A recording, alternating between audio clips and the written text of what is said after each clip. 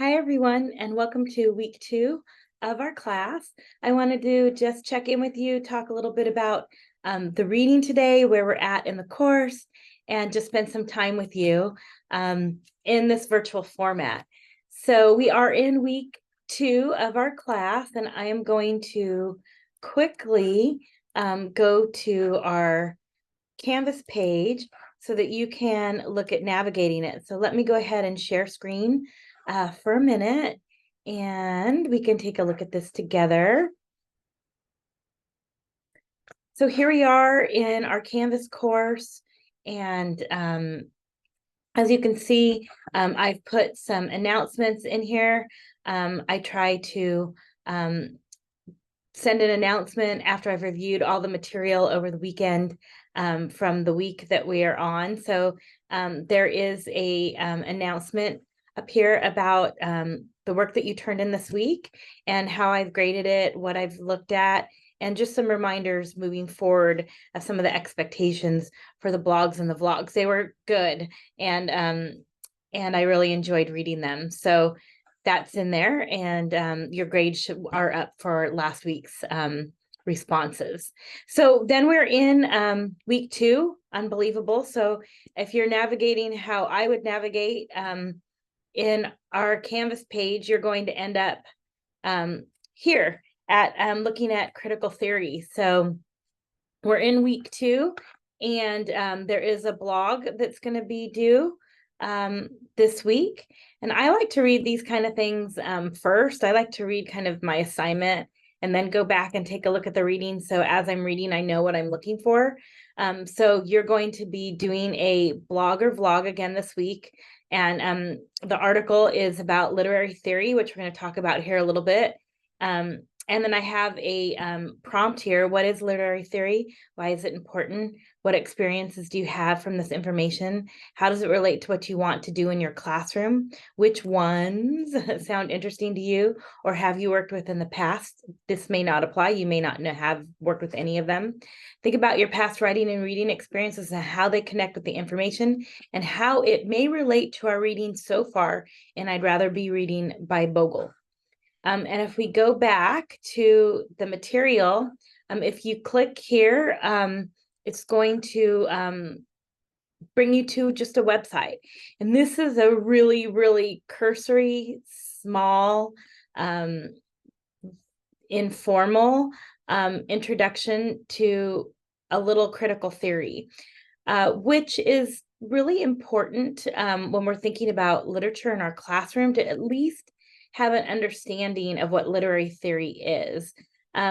I know that you all are not English majors, but this was my critical theory book. I thought you would have fun looking at this when I was in grad school. Yes, it's crazy. You can see it's pretty well used and worn. And some of the stuff that we'll talk about next week or the week after is in here. You can see all of my notes and everything that I've done. I mean, this is a crazy book. It's very difficult to read. I went right to read a response theory, which we'll look at in a little bit. It's very dense. This kind of reading is really hard. This class made me cry. It could make a lot of people cry, and you may be asking yourself, well, why do we have to do this? And I know that a lot of instructors in the past that have taught this course have not shared about critical theory in literature. And it's not something I expect you to know a lot about, but it is something that I think will help you in the future. One of the things that frustrated me in grad school is that a lot of this material was given to me late in my college career. And so I didn't have any real language around it, and I didn't have any experience. And I believe in recursivity as a learner, and that means that we might get pieces of information the first time around and not know a lot, but gain a little knowledge. And then as we continue to delve into that subject or idea, we gain more knowledge, we build upon that, kind of like a sport. If I have sports people out there or musicians out there, if you talk about when they first started, I was a dancer, a tap dancer. I started when I was a little girl, and when I started at 4, I wasn't very good. but I took lessons until I was 22 years old and still take classes occasionally. And I got pretty good as I kept doing it more and more. And I feel like school's the same and things we learn about are the same. Reading and writing are recursive in nature. So that you can be introduced to it and then maybe it doesn't make a lot of sense, but if you come back around to it later on, some things click and you know a little bit more than you think you did. And so I think it's really important to at least be made aware of this kind of material so that you have an understanding of it, or that you know at least that it exists. And again, that was one of my frustrations, is I felt like I was introduced to it really late. And that's probably why I cried when I took that class, because I felt like I had a lot of catching up to do. So again, this is a very brief and not extensive version of looking at this, but I think it will start to give you some baseline of how we look at literature within classrooms, or how English people look at literature within classrooms.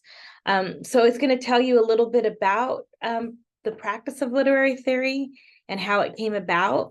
And then it's going to tell you some broad schools of literary theory. And then it's going to give you some specific schools of literary theory and some different areas of study. So one thing that is interesting is that literary theory has changed over the years. And there was a time when there was a belief that you could only really understand the text by looking at the text. And things have changed quite a bit. And we do believe now that when we look at a text, that it's constructed within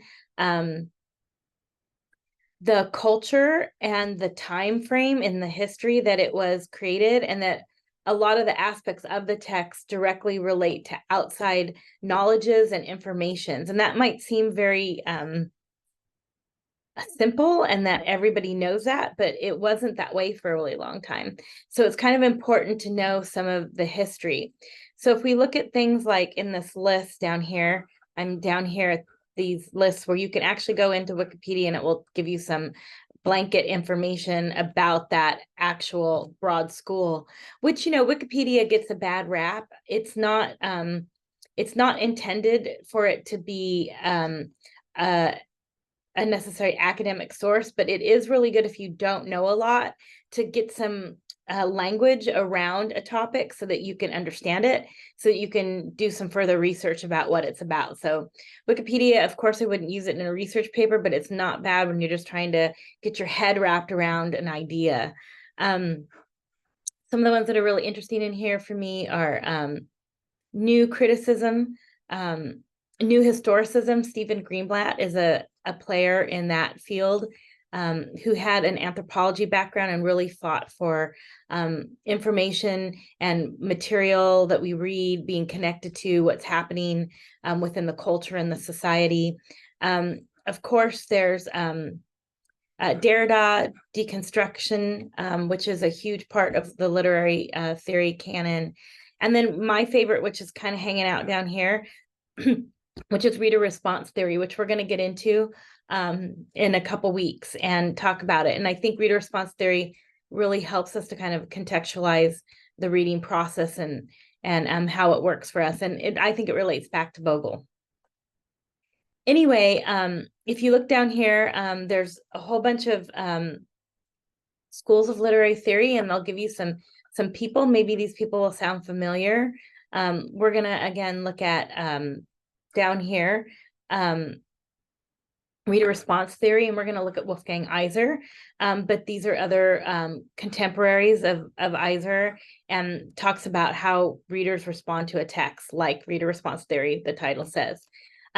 There's some other really interesting ones in here. Feel free to poke around and take a look at them and see what seems interesting to you. And then we can kind of go from there. Here's Stephen Greenblatt in New Historicism. Judith Butler and queer theory is super interesting. There's so many interesting people in here. They are difficult, don't get me wrong, but I do think it'll be nice to kind of get a feel of what I'm talking about when it comes to how we look at literature and how we kind of pick it apart, for a better word. If you click on these are these links, right? So if you go to reader response, criticism, you might want to read this, because we are going to look at Iser in a couple weeks, and that is a hard article. If reading is not your strength, I would encourage you to start that article early so that you can start digging into it. It's pretty dense, but this gives you a little information about reader response theory, which will help you quite a bit, and will give you some information about the different, players and what they kind of did. And we're going to talk about this kind of a lot more later. Let me stop sharing. I hope this helps. I'm not being vague on purpose. I don't want to, I talked about reader response theory because that's something we're going to dig into a little bit more, but I don't want to force you into one theory or another. It'd be nice if you kind of just poke around and see what seems interesting and share about that. And then, of course, when you think about the blog that we'll be doing, or the vlog, depending on what you choose, thinking about how that relates to anything that Bogle is writing about, and also thinking about how that's going to work in our own classrooms. Is there a place for some of the things that you're reading about, maybe not to be taught to the kids that you'll be working with, but to help underscore or support some of the practices and ideas that you want to address within your classroom?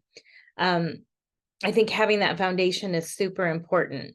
So hopefully you'll find something that's kind of interesting and that you want to look into, and that this will be a beginning process for you to start thinking about how literary criticism works within a classroom and how it's connected to reading and writing practices. Okay, I'm coughing again as usual. My asthma is always kind of a little crazy. I hope you're doing well and you're enjoying the class so far. We're going to get back to Bogle next week, and then we work with Iser the week after. So we're moving right along. If you have any questions, please feel free to reach out to me, and I will be able to either meet with you or get back to you via email. Okay, I hope you have a great day, and I'll talk with you soon. Bye.